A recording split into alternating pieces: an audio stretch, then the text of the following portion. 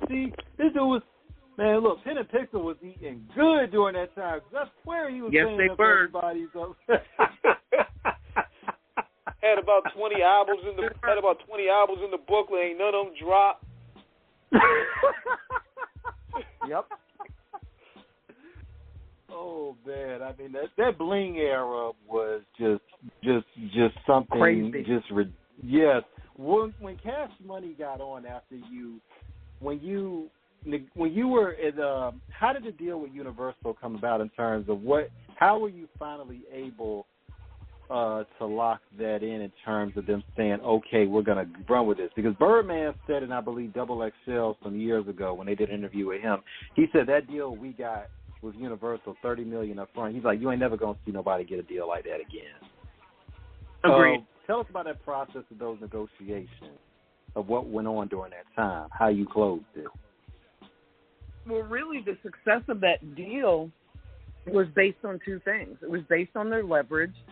They had put out 31 albums over a 6-year period, and so anywhere from 25,000 to 25,000 to 75,000 units every time they put something out. Right.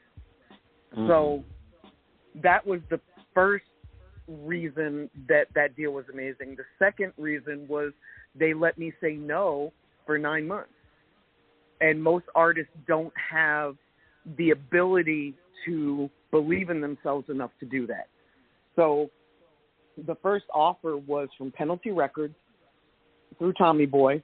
It was for just Juvenile, and it was for a $75,000 advance. And what the hell? It was kind of laughable because they were making so much money. You know, they were making $12 a CD, and they were putting music out every 6 weeks, just like Master P was. So, you know, they were being offered like 10% of what they were already making, and it just showed how ignorant the music industry was. That was in August. Right. That was maybe 2 weeks after they had brought me on board to shop their deal. And I realized that my job wasn't to really negotiate a deal. My job was to explain to the industry their value. So I put together a business plan and shopped them like they were IBM or Coca-Cola.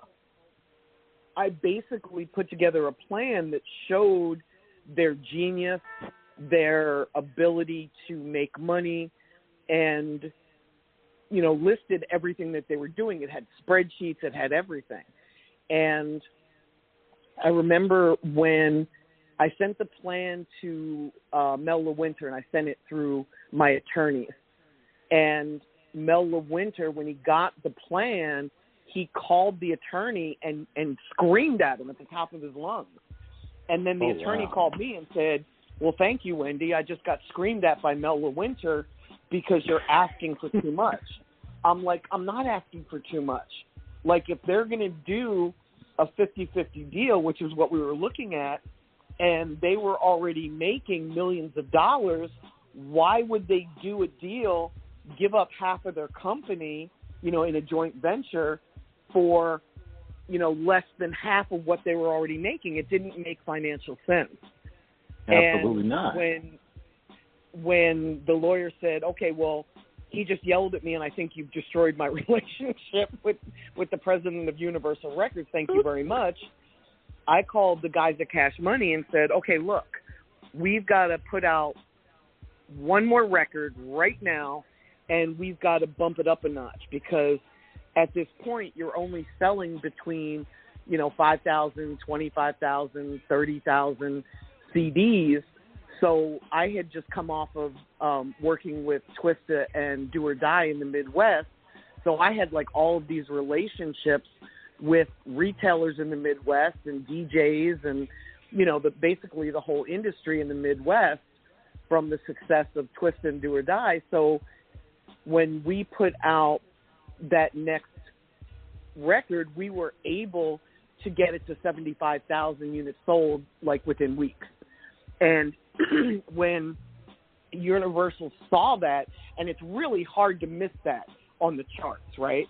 So when they saw that, Mel LeWinter called the lawyer back and said, you know, Peter, I might have been wrong. Like, I'm sorry that I overreacted, but I'm seeing them on SoundScan, and they're at $75,000 in a couple weeks. We want to meet with them. So they assigned it internally to Dino DeValier, who was the A&R person. Dino called the lawyers and said, let's set up a meeting. And I said, no, we're not going to meet with Dino.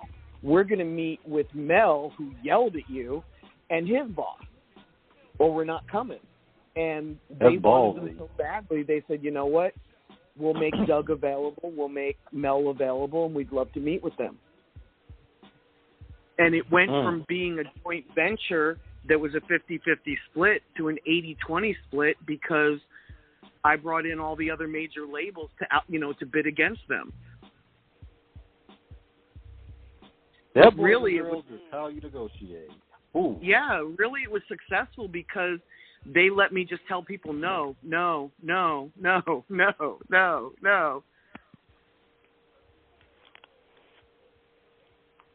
And from that perspective of it, people have to understand, because Cash Money had been around since the early 1990s. 98 was when, of course, the big introduction to the world came in. Juvenile's High, of course, 400 Degrees was that was the label. They started the label in 91. Right, exactly. They just didn't grow outside. Yes, they must have they didn't grow outside. I'm sorry. Y'all would say they was gonna probably say have 40 or 50 underground releases. They had 31 albums over the 6-year period when I started to shop them, and they were only big in really Houston and New Orleans and the little towns in between because that's where they were promoting. That was the Gulf Coast. That's when you had UNLV and all them at the time. Yes. I was able to bring them up into the Midwest and the Mid-South and bring them into, we had an 11-state area. They were only working 2 states when I met them. So by bringing them into 9 more states, it put us into position to show Universal, okay, you think these guys aren't worth it? Watch. Here's what they can do when they step up their game just one notch. And then the lawyers that were my lawyers were also the lawyers for 3-6 Mafia. So the lawyers called 3-6 and said, okay, you guys are about to go out on the road. We're working with these new guys called Cash Money. Can they open for you? And 3-6 Mafia was like, fuck yeah, because they knew exactly who they were. And would that when come to the collaboration later with Player Why You Hatin'? Would that end up how that began to come together? Well, yeah, because they went out on the road together. So when Cash Money showed up, they showed up in a rap tour bus. And 3-6 Mafia were still moving around in, white vans. So it looked like Cash Money was the anchor act and 3-6 was the opening act. They weren't. 3-6 was the anchor. But it looked bigger than life. So when the labels looked in, they all wanted a piece of that. They all wanted that deal. Every single label at that point was calling me saying, okay, we want to sign Cash Money. But at that point, the deal was already up to $3 million. And a lot of labels didn't see the value in paying $3 million. So we got it up to a $30 million deal. That was really the overall value. They were advanced $3 million in cash. And it was an 80-20 split, 80 to Cash Money, 20 to Universal. But by the time the deal was finalized, I went to Mel LeWinter and said, okay, everything's signed. We just handed in the first album, the masters for Juvenile. Why did you guys do this deal? It doesn't make financial sense. And Mel LeWinter was kind enough to share with me that they did it for market share. Here's this label that's putting out so many releases every year, and Universal needed that at the time. They were struggling. So for them, the market share mattered to them as much as the money did. And that's when he shared with me, like he showed me the spreadsheet, and he said, okay, when we negotiate a deal, this is how we do it. You know, this is what the accountants say we can make on each CD, and then here's the forecast. If we're putting out 6 albums a year, like